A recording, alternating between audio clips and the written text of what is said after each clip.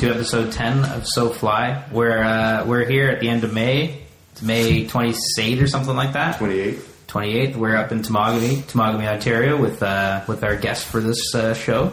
And we also have, of course, we've got Gav over here who's laughing because his nose was making some air on the mic earlier.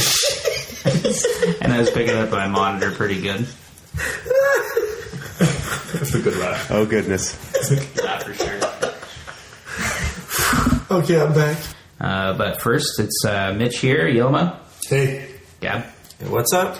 And, we've come up into the woods. We've escaped Toronto, driven 5 hours north to get into some fishing and explore the backcountry and do some paddling with our friend Eric, who's like I said, is our guest for this show. Eric, how's it going? It's going well. Eric is the running Temagami Outfitting up here. So Temagami Outfitting, why don't you tell us a little bit about that just to get things started? Well, Temagami Outfitting is one of the oldest outfitting companies in Canada, founded in 1926. We offer a range of services from shuttles to access points. We rent canoes. We do full outfitting as well, food, guiding, route advice. Basically, if you want to go into the backcountry in Temagami, we can facilitate that in many different ways. Awesome. So we've actually this is our third day now. Mm-hmm. Friday, Saturday. We got here Thursday night, so this is our third day, Sunday. We spent the whole weekend just in the backwoods, just running around. And I feel revitalized. Oh, man, it's been good. I feel exhausted. Yeah, exactly. Exhausted and foggy. I'm feeling super good. But we made it up here, and it's been really good. So the first day, let's go on, but talk about the first day. Gab, you got some sunburn going on there. Yeah, I haven't wore cream because I brought long shirts, but today I wore t-shirts. I think we all got a little bit. Your face, Mitch, is like literally... It's like lit up. Mm-hmm. Yeah, you look like a lobster. Shit. I should have a bearded lobster. I wasn't thinking about it, Yeah. I wasn't thinking about it at all. But yeah, first day was awesome. We went to this trail to Lake... Jack Pine Lake, and it was quite of a drive with the Econo line bouncing in the trail. Yeah, what do you know about Jack Pine?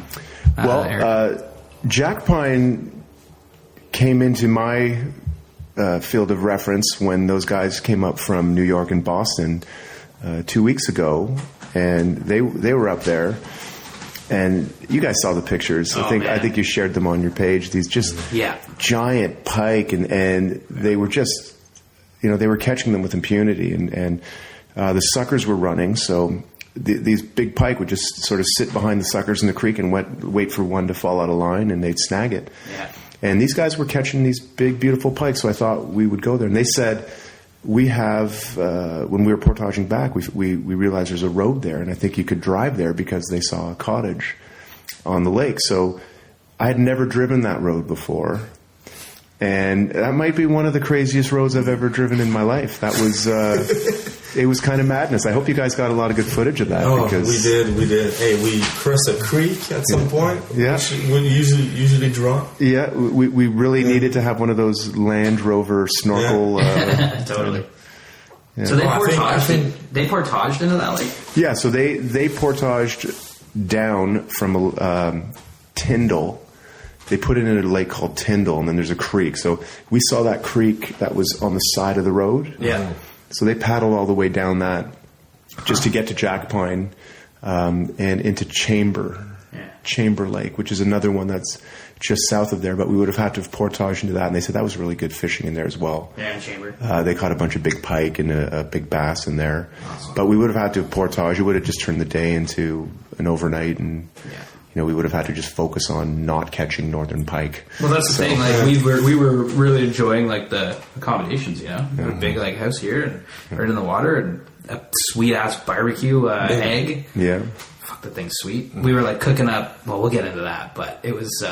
But the canoe as well, that brand new canoe that we got to try. Yeah, the Abitibico Blue Water. Yeah, Blue Water. That was nice. Saw again, right? Yeah, very nice canoe. For a two-person. Yilma and I were in that thing out on a lake, and paddling around was like effortless. It was so smooth. It was a nice boat. Nice and stable. Yeah. Nice and stable. A good fly fishing canoe, really. Yeah, you can stand in it too. And light. Yeah. Stand on it for fly casting. If you're by yourself, though. Yeah. It's wide enough. Mm-hmm. Well, that first day it was really fun out on that lake. I mean, the road was insane. We went down Red Squirrel, right? We went down to Red Squirrel, and then we turned left onto that trail/road. It doesn't have a name. I'm just calling it Jack Pine Lake Road. Yeah. Makes sense. Yeah. And we were on that road for probably about half an hour, would you say? Yeah, that's it. Yeah. And there were moments where each tire on the van was on a separate suspension. The van will never be the same. I think it's rattling now, actually, in a weird way. And I blame it all on that road. Yeah, that road was pretty awesome. Yeah. We got some footage of that, too, because we're actually down here putting together a video of just Temagami. We want to show everybody, how awesome it is up here. And how accessible it is, too. Like, we were driving into lakes that were pretty wicked lakes. Like, the structure, the size, everything about them was just, awesome. Wild, too. Like, sometimes they didn't even have... Like, some lake didn't even have a cottage on them. So, it's literally just a drive to lake. It's wilderness. To lake. A drive to lake. Yeah, wilderness. True wilderness. Yeah. And again, we were just talking about this before we started recording, but... this is just the tip of the iceberg, right? Yeah. So you gave us a general outline. There's only so much you can do in this span of time. But if you look at the map, you know what some of the routes are. You could lose yourself for days back there. Yeah, a month. We need to come for an entire month. Yeah. Imagine the number of drones you'd go through. Yeah. Oh my God. Hey, that was my third time flying a drone. Yeah, we took that thing for a rip. That's for sure. We're missing a tree. Yeah. It needed to be drone. I'll give people an advice about drone. Whenever you use a drone out of a dock, be careful if you press the come back automatic button, because it might land. Oh my God! Do you guys want to know what happened here? We'll just rip into this really quick before we just jump into everything. But so we were up at Eric's cabin on an island on Lake Temagami, and it was about a half-hour boat ride from where we're at. Yeah, in that little boat. Minutes, yeah. And so we're like, this is an awesome place to take a drone out. Not a whole lot of places to take off a drone on the island. Lots of trees. There's a dock. So Gab launches it from the dock. Sends it up pretty high, 200 feet in the air, and then brings it down and hits automatic landing, and it tried to land in the water. Tried to land in the lake. There's a moment of panic, and then Gab launched it back up. Everybody's freaking out. Cut down a tree. Crash landed. But the drone's fine. Yeah, landed on ground. Yeah. Everything is fine. Yeah. I'm still trying to figure out... what Yilma was thinking. Was he going to catch it like a football? I think he was going to catch it. I've seen it before by the handle under it. Basically, I was swimming right underneath this drone, thinking, okay, should I grab it from below with the two handles or get my fingers cut off? And I decided to just yell at Gab. And when he yelled, he pruned Eric's tree, so he has a nice prune cedar. It's beautiful. Yeah, but like Mitch said, the drone is fine. So Zach, if you're listening, thank you for letting us borrow this amazing Phantom 4. It's in perfect condition. You really were willing to take one for the team, though, to make sure that drone didn't land in the water. Absolutely. You were going to die. Lose my fingers for you, Zach. You were going to die before that thing landed in the water. Absolutely. Yeah. But let's take a step back. We jumped into what we're doing down here and everything like that. But for people who don't know what Temagami is, because we have listeners who aren't familiar with it, so why don't we, Eric? Why don't we jump into just the general, what is Temagami? Well, Temagami is a wilderness region. It's, like we said, 450 kilometers north of Toronto, and I like to think of it as the nearest true wilderness to Toronto. It's the most accessible wilderness available to people living in southern Ontario. It consists of 5 parks, backcountry parks, and they make up about 2.5 million acres, and then the remaining area is Crown land, which makes up about the same amount of area, and 3,500 kilometers of canoe routes in the region, and you can just go forever. It's insane. Yeah. It's amazing. It's a massive area, and when we look at the map, it's just dotted with lakes and rivers, just insane amounts of water to cover. Like, and that's what you said. Like, well, yeah, there's no way we barely even saw anything. You know, we saw some lakes and we saw some rivers and amazing stuff around the town of Temagami. Yeah. But it's like there's so much wilderness to still explore. Like, we got to take like some canoes and like fucking go into the bush for like 2 weeks. And portage and I mean, it'd be great to jump on a Lakeland float plane and land just at the top end of Lady Evelyn and paddle down that river, and it's named the Trout Streams. Yeah. An amazing trip. Taking a float plane somewhere. It's pretty cool up there too. Like, it would be amazing. Okay, so Temagami then, like, how long have you been coming to Temagami for?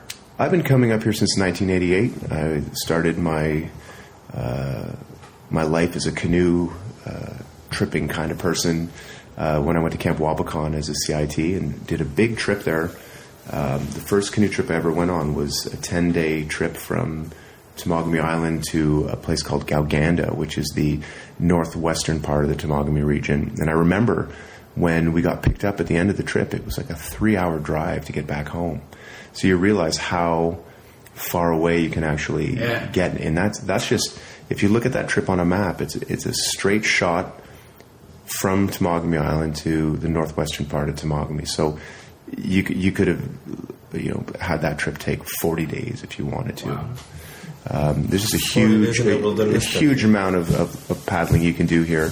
And it's not uncommon for people to come into the shop and go on a trip. They'll rent a canoe and they'll do the western region, Obabaca River Provincial Park, Sturgeon River, and they'll go for 14 days. And if you look at the route they actually did, it's kind of a small part of the area. Mm-hmm. You realize how vast it is. Mm-hmm. And so they're up there just camping along the way, like wherever they want? Yeah, and it's really cool because we're still at that point here where people don't know about this place. They don't know about it like they know about Killarney and Algonquin Park. So there's no reservation system. You have to get permits. But permits to be able to just paddle around and camp wherever? Just to camp in the park. But you don't have to think about where you're going to camp. You don't have to have an itinerary that says we're going to be on this site on this day at this time. And so it's pure adventure. It's adventure. It's kind of those guys that came up from New York. They were comparing it to the Adirondacks, and they just said, you can't even go there. It's booked solid a year in advance. Yeah. It's established. Yeah, and if you're not on the site you're supposed to be on, they get you to move, and it's just. I would think that's a stressful feeling. So stressful. We have it right here. And times 10. Yeah. I mean, this is so much more untouched. Yeah. Like places like the Adirondacks or even Algonquin are basically like hiking trails. Well, Algonquin's it's beautiful. I mean, who's going to slam Algonquin? But it's if you look at a lot of the portages. You're sort of shuffled along in Algonquin. You're shuffled along in Killarney. If it's too boggy and muddy at the end of a portage, magically next year there's a deck of pressure treated wood that you can walk across it. Yeah, exactly. Yeah, I've seen so many photos of that deck. That shit is non-existent in Temagami. Yeah. If it's a muddy bog, you're knee deep in the goo, and you just have to deal with it. So you get that sense when you're here that you're the first person that's done that. You're the first person that was here, and you're less likely to see people in the backcountry here to the same extent that you do in those places. Well, you were telling us about somebody. You guys were gone, or someone was gone for a long time. They didn't see nobody for. We had a guy come in last year who was going to hike the Ottawa-Temiskaming Highland Trail, and he came back 2 weeks later. And he said he didn't see a single person on a 2-week hiking trip. That's crazy. And that was in August. Yeah. That's awesome. That's madness. That's insane. That is insane. I have a route here that when people tell me in July or August, they don't want to see anyone. Hap Wilson's route number 9, if anyone listening out there knows the Temagami Canoe Routes book, no one paddles that loop, and it's gorgeous. Yeah? And it's just untouched. Why don't they? I don't know. It's a 4 or 5 day loop, and it's got some good walks on it. I think a lot of people can get intimidated by. I think it has 17 portages. But a lot of the times in Temagami, the more you portage, the more you're paid off at the end of that portage. Especially like the trout streams where we were talking about sending you guys up on the Lady Evelyn in the Falls route. Those are crazy portages. You know, there's a 100-meter portage in there called Fat Man Squeeze, which is a harder portage than the 5-kilometer portage from Bonfield to Dixon in Algonquin Park. What makes it hard? It's just straight up, straight down. It's 100 meters. It takes about 40 minutes to do the portage, and it's treacherous. But when you get to the bottom of it, there's a beautiful waterfall. There's a great campsite. You feel like you're you've accomplished, like you've earned that. You're on the set of Lord of the Rings. Yeah. You know, I want to do it. We should totally do that. And drop a couple pounds and you guys drop some pounds. They call it Fat Man Squeeze because that's right. They call it Fat Man Squeeze because there's one part where you're portaging. You got the canoe on your shoulders, and there's a crevasse you have to walk through. Yeah. And you have to turn your body sideways to get your body through it because that's awesome. And if you're too fat, even if you turn your body sideways, you just get wedged. Nice. So, well, you guys will go on without me. It'll be good. We'll all be fine. No, you're coming. Yeah. Well, I'll just bring some Vaseline. Yeah.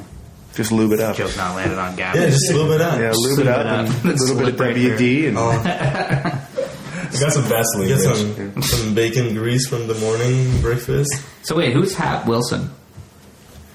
Hap Wilson is one of the folks that sort of brought Temagami to mainstream attention. He wrote a book in the mid-'70s called Temagami Canoe Routes. And he basically spent a few years just paddling all these different routes in Temagami and describing them and drawing maps. He's a fantastic artist as well. Yeah. And he published these books, and they were just super successful. And to this day, those books are sort of the Bible in terms of telling people where to go, what they can expect to see. And I know in the store when people ask us about canoe trips, I refer to that book all the time. I said, well, that's route number 6. Yeah.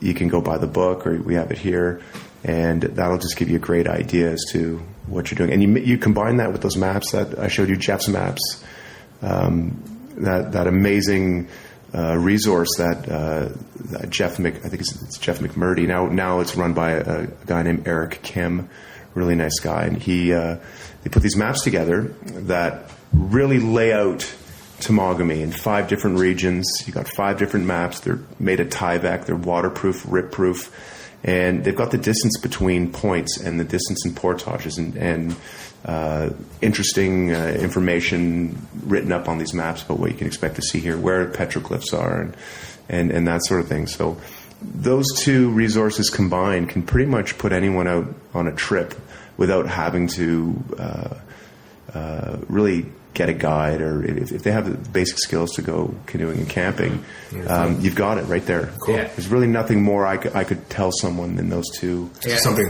for me. Yeah. Perfect for you. Yeah. You need all the help you can get, Neil.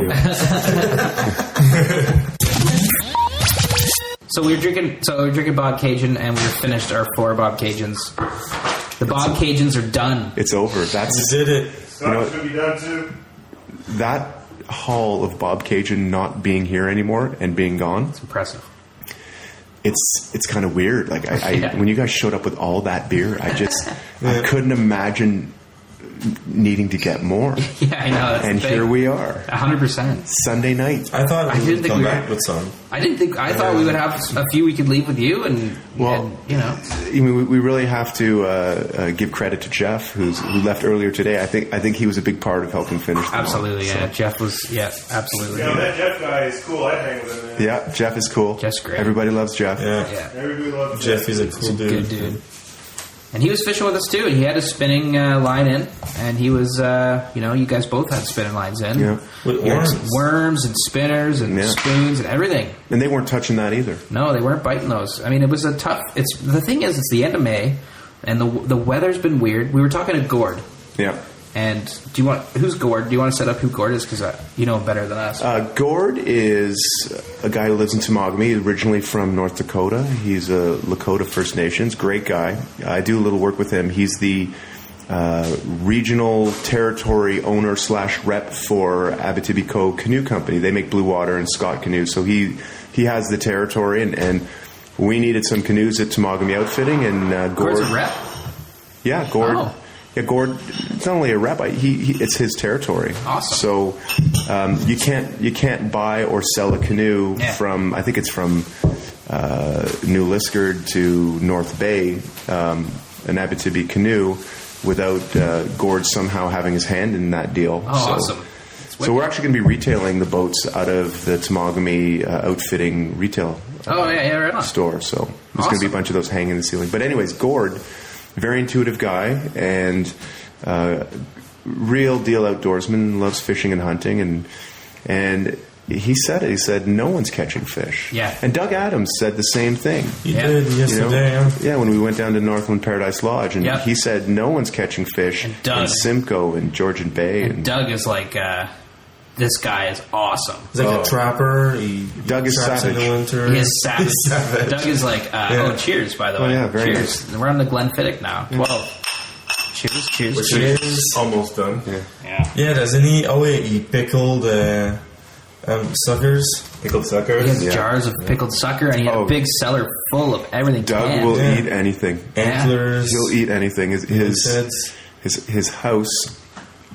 the basement. We went down there and we saw the canned food that he'd canned himself, and he's the guy that gets the call when a moose gets smoked by a transport rig, and he brings it back to his butcher shop in the basement there and saws it up. And that's what I love too, is when he was talking about his hunting season last season.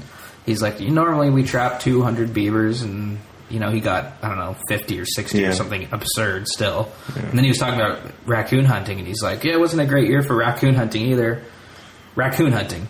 And he was like, but I found a couple on the road I picked up and was able to get the fur off in good condition and toss it in a stew or whatever. This guy's he loves his raccoon. He'll eat that. Awesome. He'll eat the shit out of the raccoon. And a couple bucks and for a massive, the pelts. Exactly, yeah. He was talking about like the worth of the pelts and like unbelievable. But this guy's a huge fishing guy too, and even he was saying like it's just a crazy time of year. Yeah, it's weird. No one's catching fish. His clients aren't catching fish. Yeah. And we were up here fishing in February, and again, it was a slow. It's been the weather. A slow 4 days. Jeff caught a couple of Lakers. Yeah. He caught 2 Lakers, and our buddy Boris caught a whitefish, and that was it. Yeah. And that's 10 guys fishing hard for 4 days. Yeah. It's also been raining a lot. The water's high. The water's high. The dock is a little bit underwater. Yeah. And it's cold water. Yeah. Cold water. Like really cold troutish water. So it's end of May, right? It's give it a bit of time to warm up. I bet mid-June, end of June, like June 2-4, bass opener. I bet that's when it's going to be bass like on fire. Are always ferocious and very catchable in Lake Temagami. I've never been in a situation here where when we decide to go out bass fishing where we don't have a good time and catch a lot of fish. It's just you look for some rocks, you cast off. Yeah. Change it up a little if it's not working, and you always get something, and especially off docks, cottage docks, it works really well. It's some of the other fish that are tricky. You got to really have pay attention to structure and weather and depth and that sort of thing. Whereas bass just seem to be everywhere. We've caught bass with dipsy divers at 50 feet. We've caught bass in swamps. We've caught bass when we're going for a walleye on a rock shelf. We catch bass on. Everywhere there's bass. Yeah. But, Lakers and walleye, at least for me, they're elusive fish. They're winter fish for me. Mm-hmm. I just getting down deep like that, and it's really tough. So when you guys are saying, oh, we're going to go catch some Lakers with flies, it's just like, I don't even, it does not compute to me. Yeah. Like, you got to thread the needle, I guess, with timing, with top water. Absolutely. We didn't end up trying for the lake trouts. Flat out ice off. You got to go ice off, right? Yeah, we were really thinking pike, though. It was more of a pike. We focused on pike. Yeah, we really did. That's true. And specs. Yeah. And specs. Yeah. So I take that back, actually. We didn't focus on Lakers at all. That just would have been nice if it happened. And it was it was also a thing where we were like, man, we should totally do that. But I think we were a bit late. Because it's basically like soaking for Lakers when you use spin, right? You soak for them. Your bait just floating shallow, 2-3 feet below the surface. And what about the pike? The pike's always been good too. There's big pike and the great thing about this area too is if you're going to go for pike, you don't have to go out into the big lake and have all this gear. There's a lot of smaller lakes with very accessible pike fisheries that you can get to in a canoe and catch big ones too. We were talking about that with Doug. They were doing some counting. I didn't even know this was a thing, but they went into Castles Lake and they were netting fish and counting them to see what was going on and to see what kind of fish were there. And they had a pike in that net that was ginormous, high 40s, low 50-inch sort of thing. And to know that something like that is swimming out there keeps you up at night. They're always there, but there's a reason why they're that big. They don't get caught, right? They're smart fish. So much for them to eat up here. They're eating squirrels and yeah. Well, it's like Doug said. He often cleans a pike for customers. And there's a snake or a chipmunk or a red squirrel or a turtle in their bellies. They turtle. Yeah, that's so good. Yeah, so they're ferocious fish. We should do turtle flies. Yeah. Turtle flies, why not? I don't know if you guys noticed this, but when we met up with Doug yesterday, he was eating a moose sandwich. Is that what that was? That was a moose sandwich. That was a moose sandwich? That was moose strips. Yeah, so good. Yeah. He was eating a moose sandwich. Yeah, that was moose meat. 100%. I thought I was looking at it. I was like, "Oh, it looks like a sausage or something." No, they were strips of moose strips. I've seen him eat those before, and that's what he was eating. That's what he eats. Imagine. He doesn't need to shop for food. The only thing that guy needs to buy is canola oil. Yeah, a little bit of fruit, maybe some flour. Yeah, salt, flour, and canola oil, and he could live forever. So good, man. Yeah. A moose sandwich. Come on. Sandwich. And that sandwich looked good too. I was looking at it. I was like, "Is that a restaurant?" Because I might order one. He would have made you one up. I wouldn't have asked. Smeared some pickled sucker over it. Would have been fantastic. That would have been something else. I don't know if I could do the pickled suckers. No. SoFly should have an event called the Pickled Sucker Challenge. Oh man, I like where you just get one of Doug's jars of pickled sucker, and who can ever eat the most pickled sucker, they win like a Simpsons rod or something like that. We could do that as a fundraiser. Yeah. We just bet. People bet on us. Oh man. Who can eat the most? Pickled sucker challenge? That sounds pretty interesting. It's a fundraiser for the Anti-Halitosis League. Yeah, exactly. I wasn't as grossed out. Yeah. I wasn't as grossed out as you guys. I didn't see the problem. No? No. Go on. I would have eaten it. If you guys told me you want to try some, I would have. Oh, I would have tried it. Yeah. I would have tried it. Definitely try. You don't think I would have liked it? I don't know. I've had too many people say, "Yeah, it's not for me." Yeah. Oh, I would have totally tried it, but I'm trying to think on about toast, like spread on toast. Ew, spread crud. Like yeah, because we used to do that. My dad and I, on fishing trips, we used to do you just cook brook trout, and then you flake it with a right. Okay, yeah. And then you put it on the. I feel like this pickled the toast. I feel like pickled sucker probably goes on more like peanut butter. It's just not a nice image in my head. Like a paste. You put a base of peanut butter, and then you put pickled sucker on it.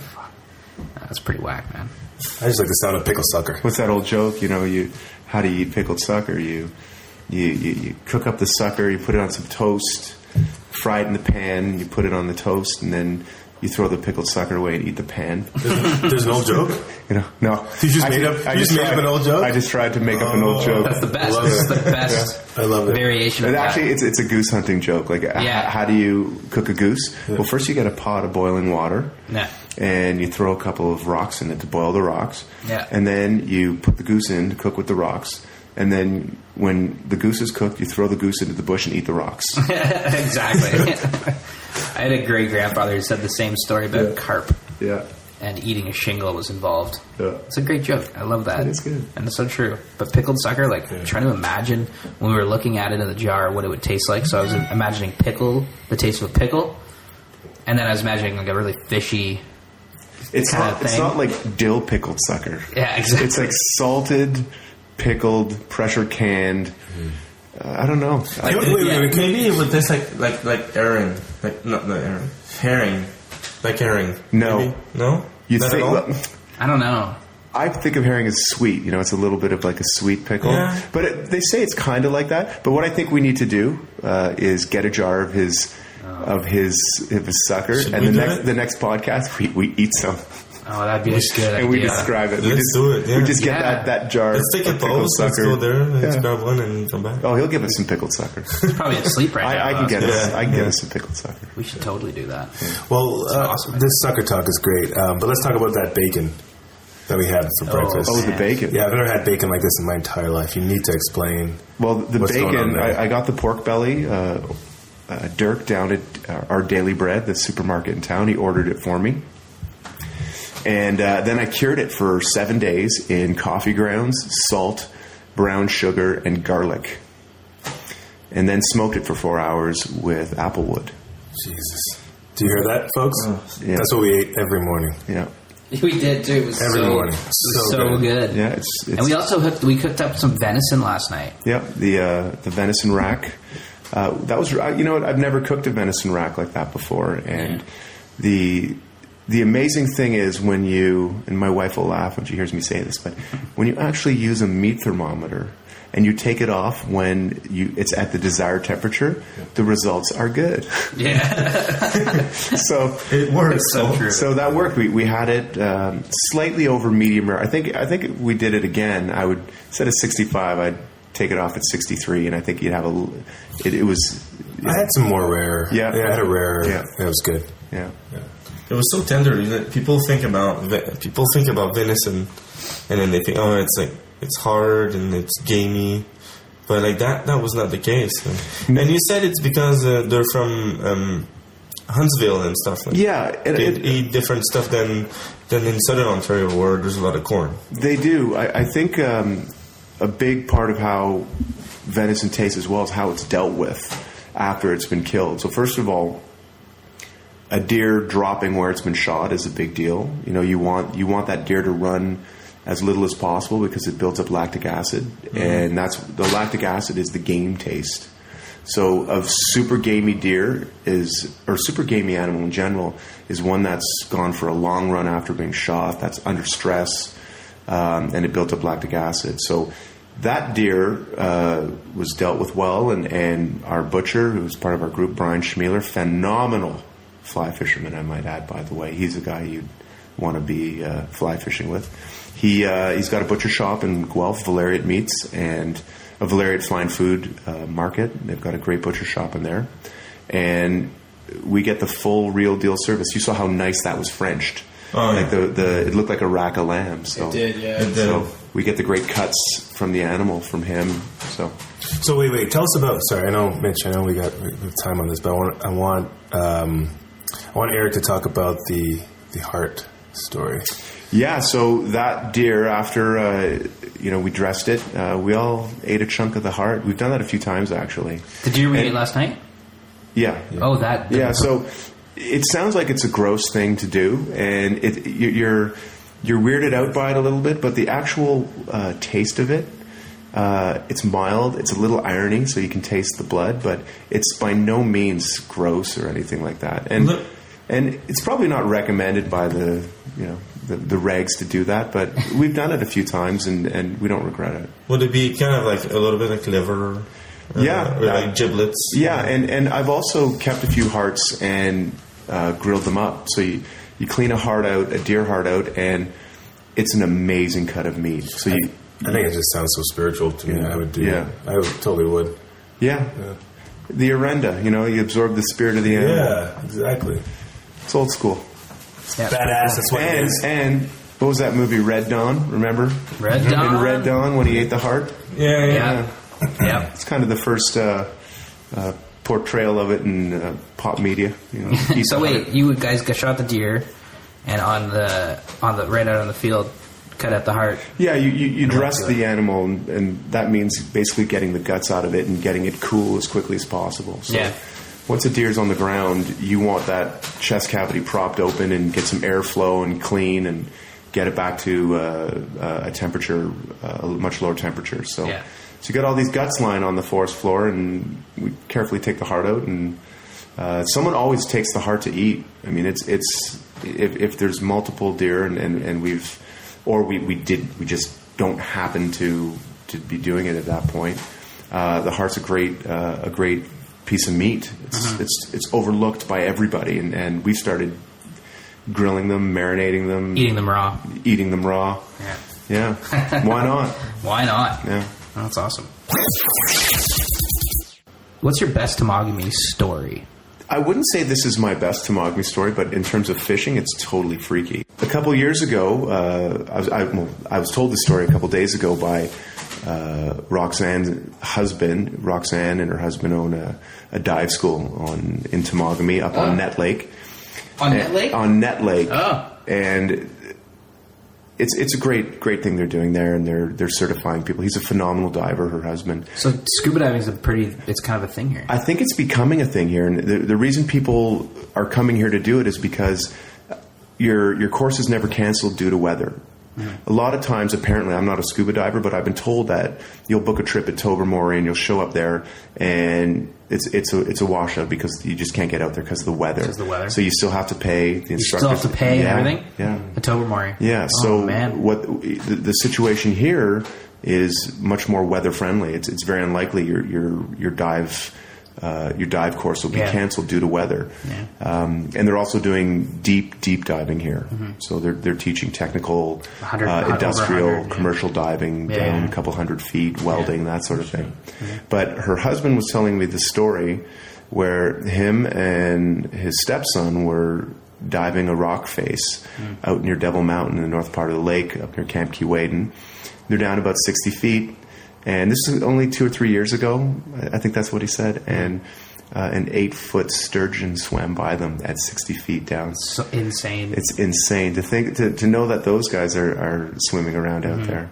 And he says he sees lots of big fish when he does these dives. I can't believe there's sturgeon in Lake Temagami. Yeah, there's sturgeon in a lot of like northern lakes, like northern Ontario, northern Quebec. Yeah, they just live there. They're just not a sports fish. Yeah, so you don't really hear about it. Yeah. There's sport fish out west, though. Yeah. I know on the Columbia and the Fraser and those rivers, they target them. And big 10-foot fish. Yeah. I mean, that's insane. Imagine scuba diving seeing an 8-footer. That's pretty cool. Scuba diving is becoming a thing up here. That's interesting. Yeah, and I think it's one of the things that they have to start doing up here is finding other ways to monetize the community other than extractive resource type industries such as logging and mining. Yeah. Because no matter how successful those operations are, they're very finite. They're finite. Exactly. Recreational canoeing, backcountry camping, scuba diving.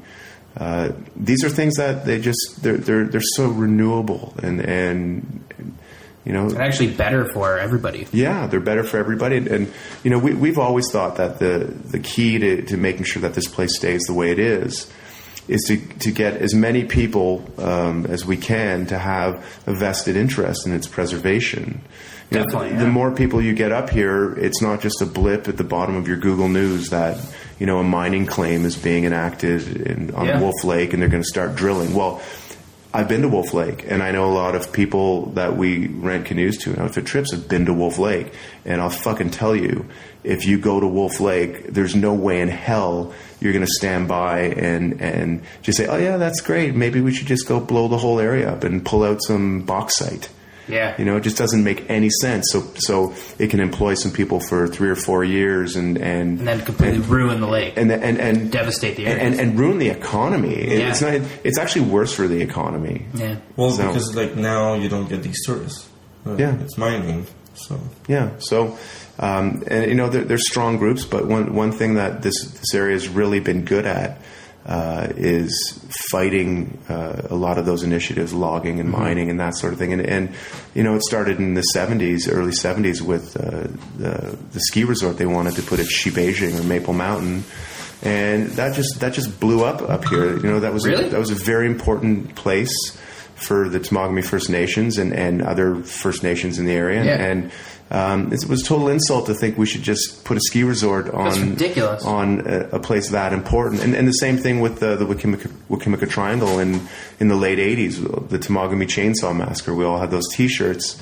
They were going to cut down an old growth forest, and the thing that blows my mind about that is, it would have employed some people, but it was such a small amount of real employment for the region It didn't make any sense to me. You're gonna have a sawmill run for a couple of years, and then that's gone. The old growth, too. How old are those trees that have been? Those trees are 400 years old. It would have made more sense for the Ontario government to just say, we will give the region an extra employment boost of $1.8 million or something, because that's the same amount of money it probably would have been to deal with the sawmill and get that happening in the sale of it. So, of employing the locals. Mm-hmm. And none of that money really stays here. It leaves and it's just exploitative. So, I have a lot of sympathy for everybody, that everyone needs to have a job and feed their family and that sort of thing. But at some point, we just have to look back there and realize that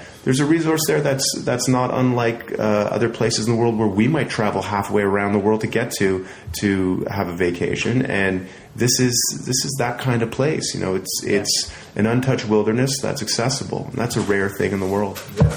I went to St. Lucia, and Alex, if you're listening to this, I'm sorry, but I went to St. Lucia for a week, 7 days, and it was great. But nothing beats the relaxation of the 4.5 days that I've been here, for sure. Yeah, it's like if we were in somewhere else in the world and talking about Canada and going to Canada, like it's kind of like the place you picture when you think about Canada. At least for me, I think about Ontario and the Northern Wilderness and Temagami. It's like it's like really, it's just you just looking around, and every single time you look somewhere, it's a different image, it's a different shot. You really have some prime, pristine examples of boreal forest up here as well. You see that everywhere you turn, like you're saying, it's a group of 7 painting. Yeah, exactly. You see these amazing rock faces with twisted bent pines, and it's so obvious here where the prevailing winds are, because most of the trees bend in the opposite direction. Yeah. So, it's an amazing place, and it just... it has to be protected. It would be ignorant and a shame not to make sure that this doesn't stay the way it is for as long as we're around. Is Queensland, not Queensland, Crown Land? Yeah. Is it protected or no? Can company come and buy it? I know if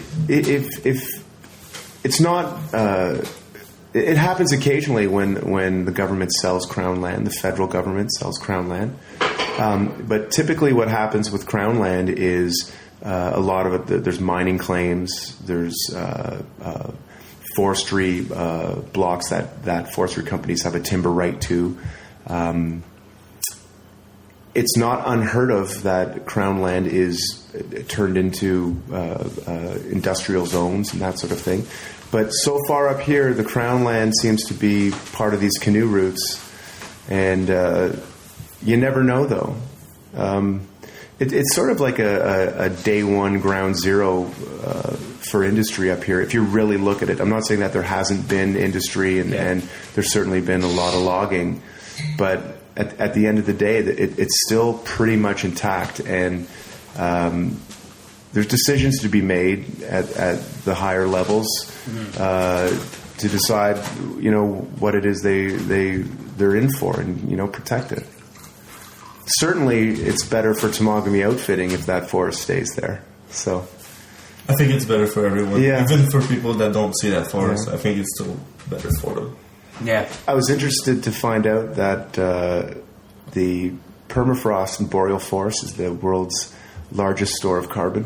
Really? Yeah. So as the climate changes and warms up, that carbon is released, and the more you cut down of the boreal forest, the more carbon's released. Yeah. Jesus. Yeah. Well, we're all in trouble if that happens. Yeah. This area should 100% be protected, and I think you're totally right. And it's the same thing with fly fishing, in that people who fly fish care more about fish. Yeah, and rivers. And lakes and ponds, and that extends into just the wilderness in general. But I've never met anybody, just a regular person who doesn't fly fish or fish or have any attachment to the wilderness, who gives a shit about a rainbow trout or a brook trout. You talk to a fly fisherman about a brook trout, and they're like the most passionate about protecting that fish. Like and it's because we haven't invested. We've become passionate about fishing, so we become really attached to these things. In terms of waterway protection, though, nothing is more threatened than rivers. They're constantly being altered and dammed and polluted and spills and changed and dumped into, and they're the most threatened waterways, I would imagine.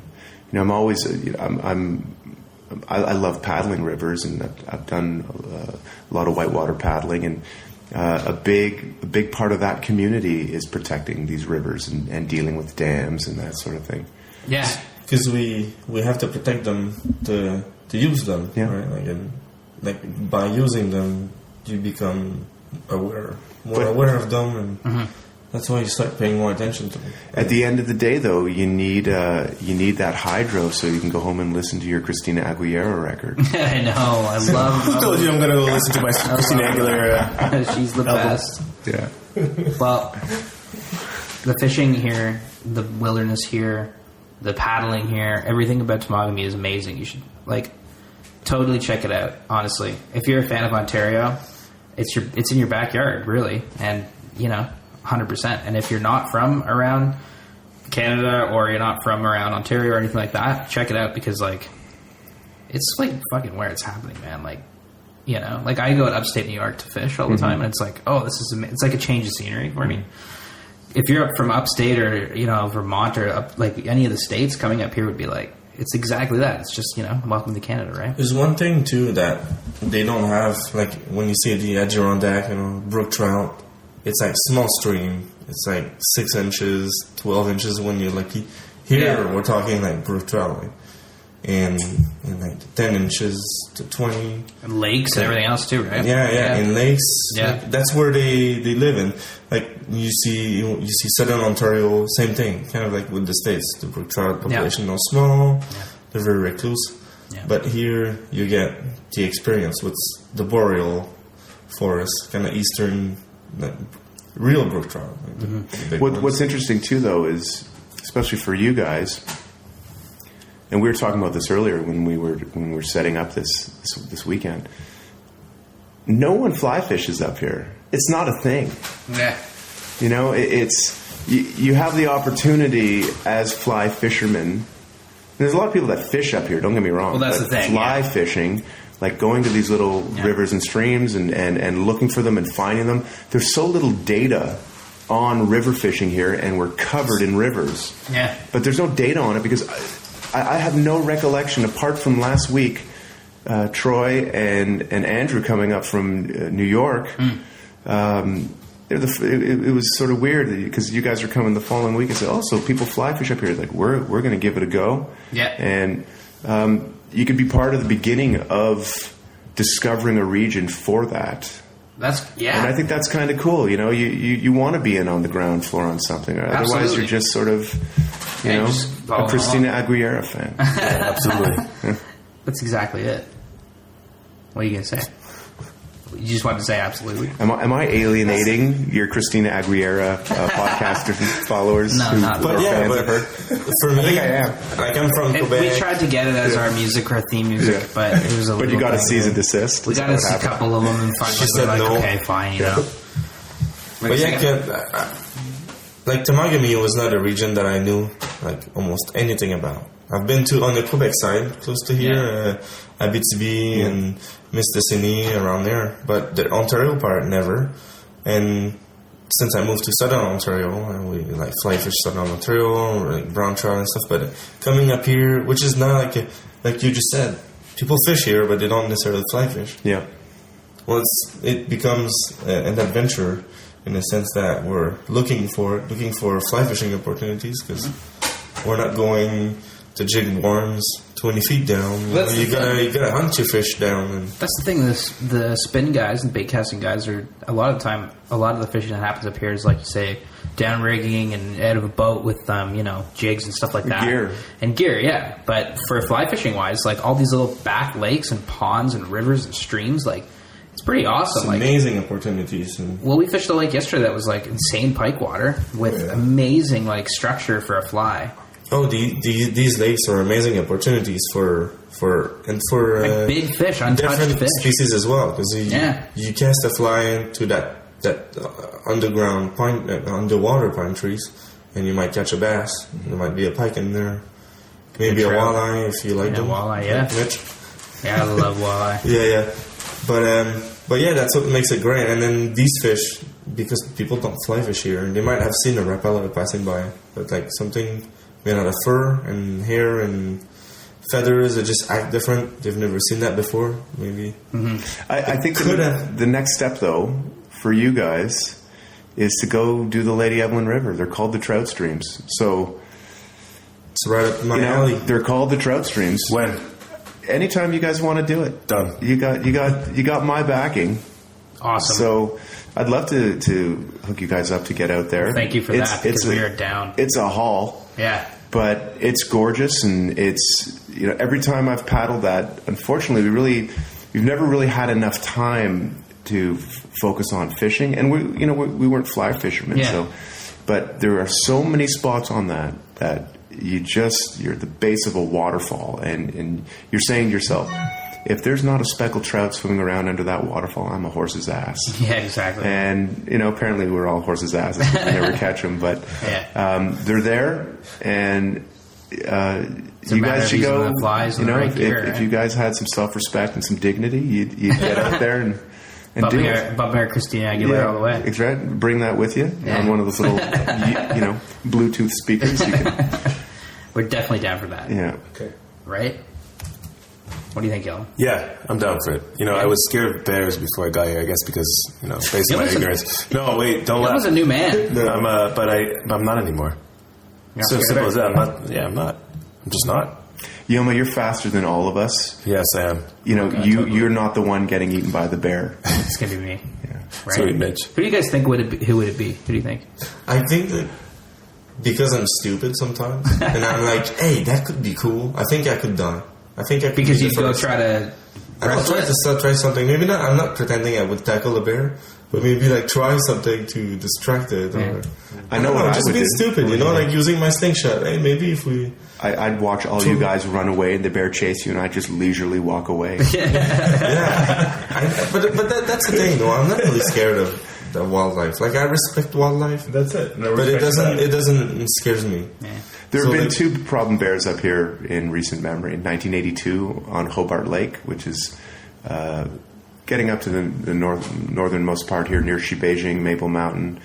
And that was in 1982, and someone was... I think they were attacked. I don't think they were killed, though. And in 2001, I think it was, there was a bear called the Diamond Lake Bear.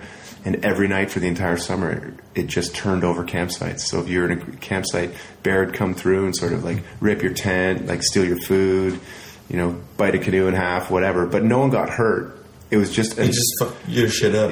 Bear just come around and fuck your shit up and leave. Yeah. And it happened. I think that's awesome. It happened every night, apparently, that summer, to the point where people just weren't camping on Diamond Lake in 2001. And at the end of Diamond Lake, as you go into the port...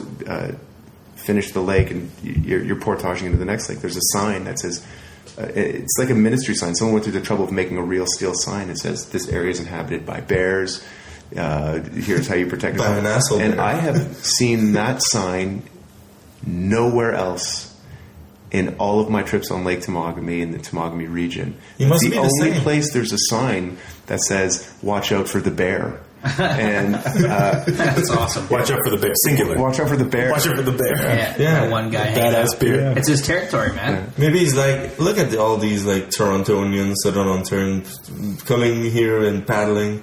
I'll show them what's wildlife. The bear, he's got every right to mess with you if he wants to. Yeah, it's totally. his thing. It's his zone, man. We all take a risk. And he's not violent. He doesn't beat anyone. He's just a bully. He just comes and says, "Fuck your shit up." It's a question we get at the shop all the time. A lot of people want to go do this, and a lot of people picture themselves undertaking this activity and camping and that sort of thing. But a lot of people say, "Well, what about bears? What do I do about bears? Do I hang my barrel? Do I hang my this? Do it?" And I'll say. Bears, I'm not saying that they don't exist, but it's a rare thing that you have a bear in your sight or there's a bear that's an issue. The bears that we see when we're in the backcountry, once they see us, every single time they've bolted. Yeah. And you hear for 5 minutes of them just trying to put as much distance between you and them as possible. So that's my experience with bears. And a lot of people say, do I hang my food in the barrel? What should I do? And I don't recommend people do food hangs. And I have a few reasons for that. I'm curious to hear. Well, the one time I was really focused on doing a food hang. We had our food in the barrel, and we got the rope up over the branch, and my friend Sean is up there cranking the barrel up to hang it from the tree, and the branch snapped, and a 75-pound barrel came crashing down, and he had to dive out of the way. Now, if that had hit him on the head, he would have broken his neck or died. So hanging a heavy item on a tree that you don't really know the structural integrity of the branch you're hanging it from is problematic. Secondly, bears can climb trees. Yeah, exactly. That's what very well. That's what I've always wondered. So, basically you're just giving the bear a bit of activity, like a piñata, before they get into your barrel. So they can also just sit there and stare at the thing. And Hap Wilson, in his book, talks about the same thing. He says he does not do bear hangs. He keeps a clean site, and he keeps his food airtight. And a great thing to do is in your food barrel, you close up your food barrel and you put your pots and pans on top of it open. So if a bear comes around, it knocks over your food barrel. There's clanking, it's crazy, scares the bear. And it also wakes you up and alerts you to a situation. That's a good point. You're not getting out to take a leak and you're nose to nose with Yogi. That's the tip of the show. That's the tip of the show right there. Yeah. That's a good tip. Yeah. Tip of the show. Yeah. Just be smart. Yeah. And nothing will happen. Yeah. Or it will be minimal. Pre-cook your bacon at home before you leave and vac seal it. Yeah. Cooking bacon brings the bears out. That's I can imagine, Yeah, it brings everyone's out. Yeah. And then the grease, you just kind of spray it around in different spots of the forest. You rub it on Yoma's head. For conditioning. Eric, how do people get in touch with Temagami Outfitting? They can go to our website, tamagamioutfitting.ca, and our phone number and all that stuff is on there. We got a form you can fill out. We got all the information about the trips we do, the services we offer, and we're just looking forward to getting more people up to Temagami and putting them out in the bush. Absolutely, you guys should totally check it out. We'll have a link to the website in the show notes. And honestly, man, thanks so much for having us up. It's been truly a pleasure. It's been such a good weekend. Thanks so much for having us out. It was amazing. I think we'll do it again. Whenever you guys want to come up, it's waiting for you. Oh, yeah. And we'll do a show then, too. Yeah, love it. Done. And shout out to our sponsor, Bob Cajun, sending us a bunch of beer that we drank. It feels like really quickly. Very quickly. Yeah, delicious. There was a lot of them. Yeah. That was good. They should know how slippery their beverage is. It is super slippery. Yeah, it's super slippery. Yeah. Everybody, thanks for listening to episode 10, I think, and take it easy.